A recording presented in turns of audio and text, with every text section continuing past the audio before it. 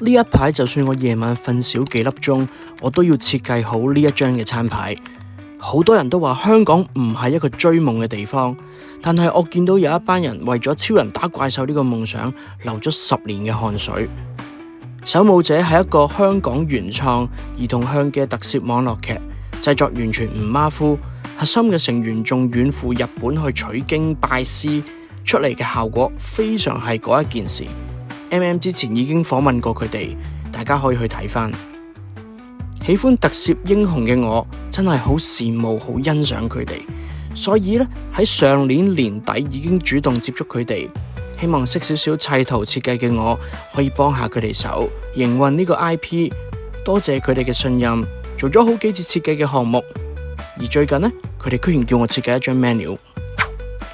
今日嘅佢哋終於開得成第一次嘅期間限定聯乘主題餐廳，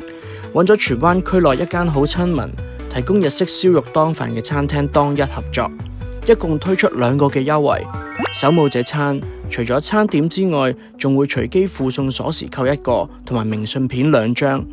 而第2個優惠呢，就係憑券嗌主食就會送守墓者嘅 file 同埋小食1份。主路人物阿花表示，細個去唔到沙田嘅超人主題餐廳係一個兒時嘅遺憾，而今日嘅我有份見證，甚至係參與到佢哋用自己 IP 搞到夢想嘅主題餐廳。原來幫到人圓夢，守護他人嘅夢想，個心裏邊真係可以好開心。邀請大家都可以喺呢段時間去幫襯，食到好味嘅嘢，同時都可以守護別人嘅夢想。